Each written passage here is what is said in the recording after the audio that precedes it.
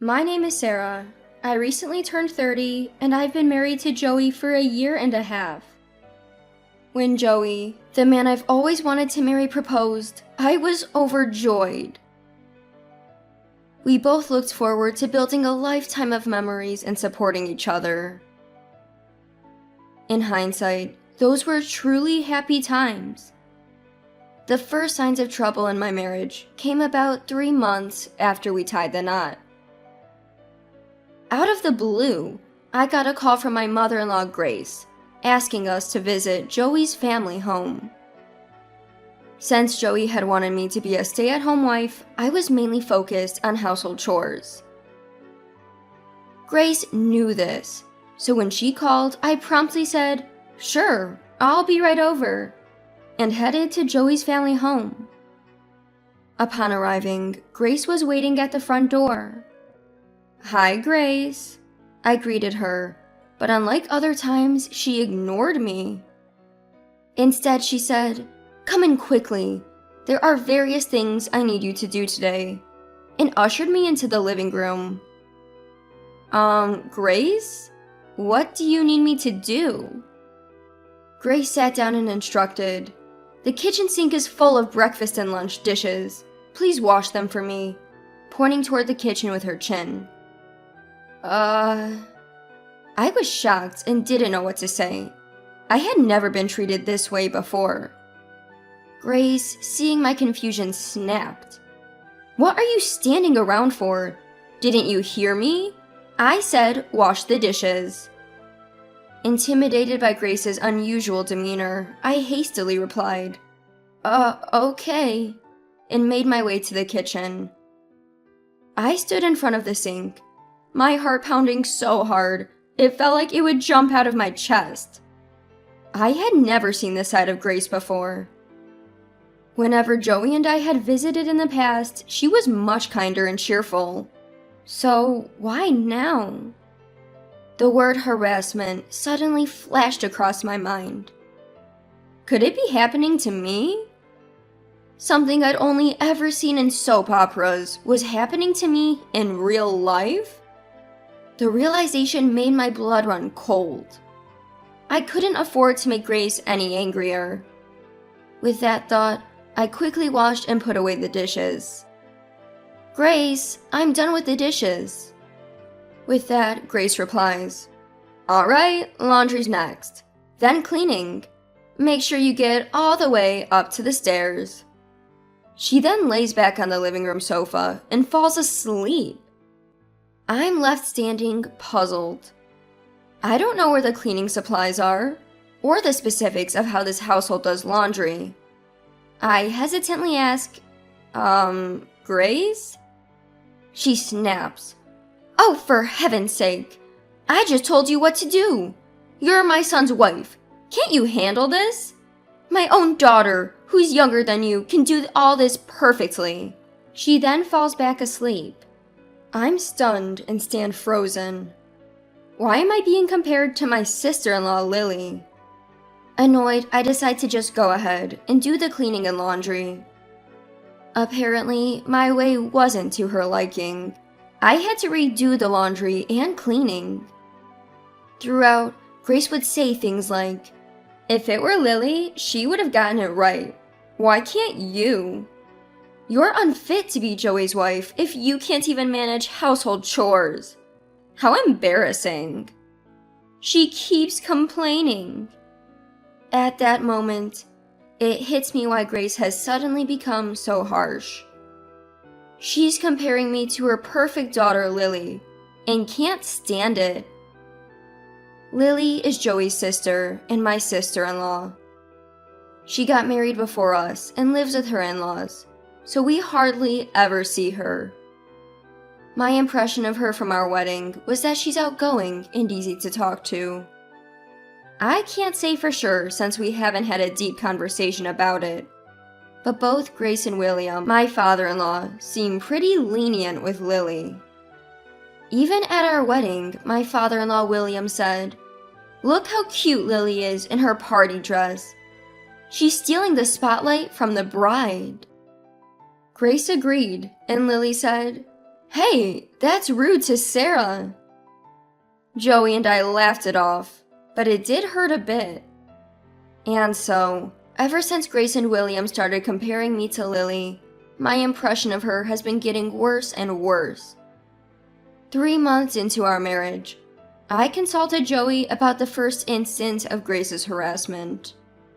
I told him, "Hey, I went to your parents' house today because Grace called me. I did the chores, but she kept comparing me to Lily and complaining. Can you say something to her?" Joey replied, "That doesn't sound like Mom. But okay, I'll talk to her." I was a bit irked by his tone, but hoped he'd handle it. Unfortunately, it only made Grace more severe with me, calling me over more often. Every time I'd be tasked with chores and even major shopping. At first, Joey would say, "All right, I'll tell Mom." But as time passed, he'd say, "Again? Maybe you're just too sensitive." Eventually, whenever I'd bring up Grace, he'd sigh and say, "Look, maybe Mom's just looking out for you. Why not take it a little more seriously?" Can you believe it? We've only been married for about a year, and he's already taking his mom's side over me? I felt a sudden emptiness wash over me. Anger, sadness. I had moved past all those feelings and entered a state of utter indifference.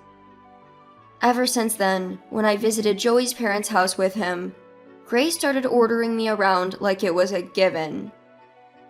Whether it was because she now believed Joey was on her side, she didn't hesitate to delegate all the household chores to me. Meanwhile, William, Grace, and Joey would all be having tea in the living room. Whenever we ran out of snacks, Grace would snark, "Sarah, you're so inconsiderate.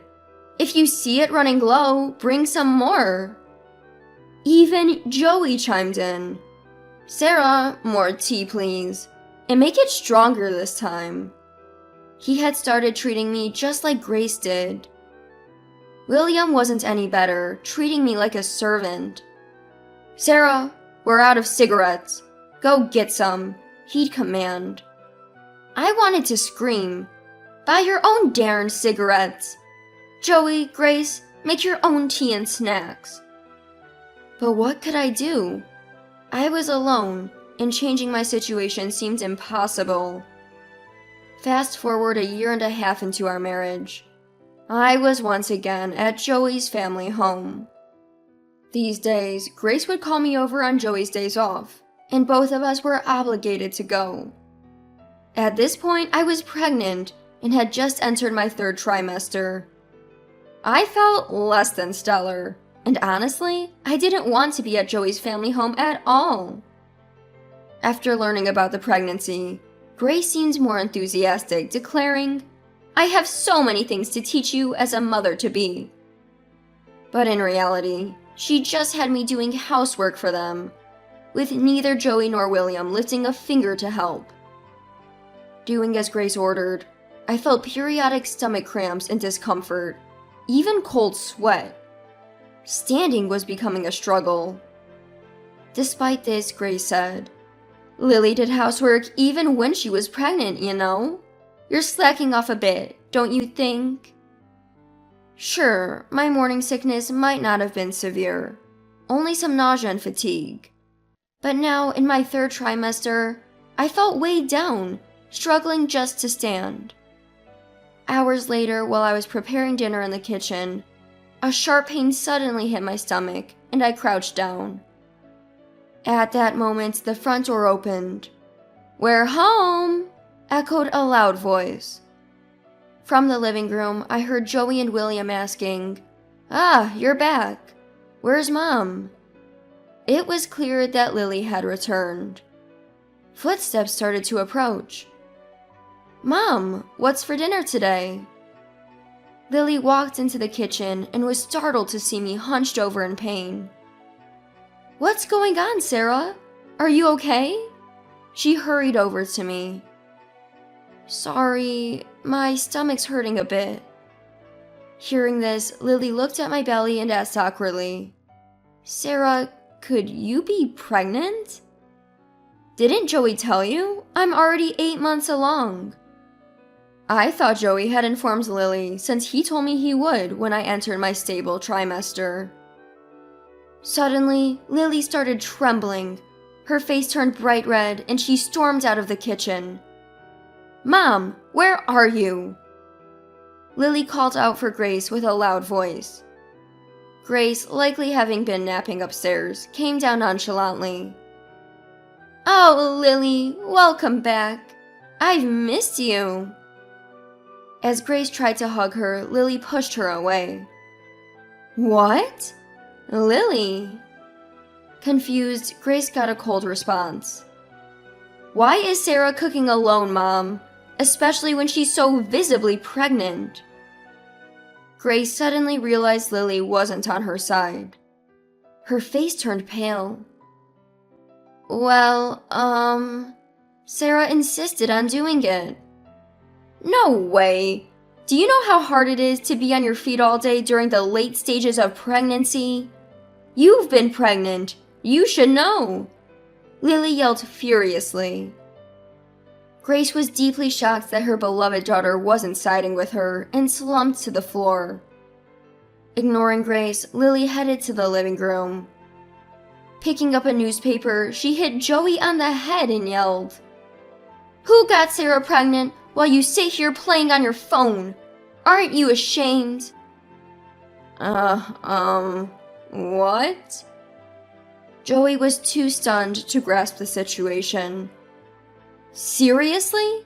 Sarah's being mistreated by Mom and you're oblivious? Are you dumb?" As Lily lunged at Joey, William intervened. "Lily, calm down." "Don't talk to me about calming down, Dad. Remember when I brought my husband to meet you? You told him to prioritize and take care of me after we got married. What about this mess? Your son is playing games while his pregnant wife is left alone." William couldn't utter a word and just looked down, his face turning pale. Finally, Lily told all three, "Cool your heads, you inhumans," and kicked William, Grace, and Joey out of the house. The room at Joey's parents' house falls silent. Suddenly, Lily seems to remember I'm there. She turns around and says, "Oh, Sarah, I'm sorry for yelling. Did I scare the baby? Are you okay?" Her strong demeanor from moments ago instantly vanishes. I find her sudden change in mood so funny that I can't help but laugh. "What? Sarah? What's so funny? I'm really concerned here." "Yeah, sorry. I get it, Lily. Thanks for sticking up for me." When I actually say thank you, tears start to flow. All the pent-up emotions I'd been holding back come rushing out. To me, who had felt so alone, Lily's words and actions meant the world. My impression of Lily starts to improve after this incident. Seeing me cry, Lily apologizes profusely. She says she's sorry for not noticing anything wrong before, for her own mother's terrible behavior, and for her embarrassing brother. "I'm really sorry," she says. But of course, it's not Lily who should be apologizing. Grace for what she did, and William and Joey for turning a blind eye. They're also in the wrong. Even I am for not seeking help sooner. I assure Lily, "Don't worry, it's all good now." And we sit down to the dinner I'd prepared. Afterwards, Lily drives me home. A few hours later, a likely scolded Joey returns. He's completely changed his tune, saying, "Sarah, I'm really sorry about everything. It won't happen again." When I report this to Lily, she says, "That's good to hear. But if anything like this happens again, don't hesitate to divorce him." And I fully intend to. Grace and William visit our home later to formally apologize. "We were wrong. We're really sorry." From that point on, no more summons to Joey's family home. and no more harassment from Grace. Joey also stopped suggesting we visit his family, allowing me to relax for the remainder of my pregnancy. All thanks to Lily. We've been in touch frequently since then, even having casual phone calls. We chat about this and that, feeling like real friends. Once things settle down after the baby's born, I plan to visit Joey's family again. When I tell Lily, she says, "Let me know when you're going. We'll plan a family visit too." It's so reassuring to have her. From the bottom of my heart, I'm glad Lily is here. I think everything will be okay now. With Grace, with Joey, I think we'll manage. And I owe this newfound confidence to Lily. If Lily ever needs help, I want to be the one to assist her. That's how I go through each day now.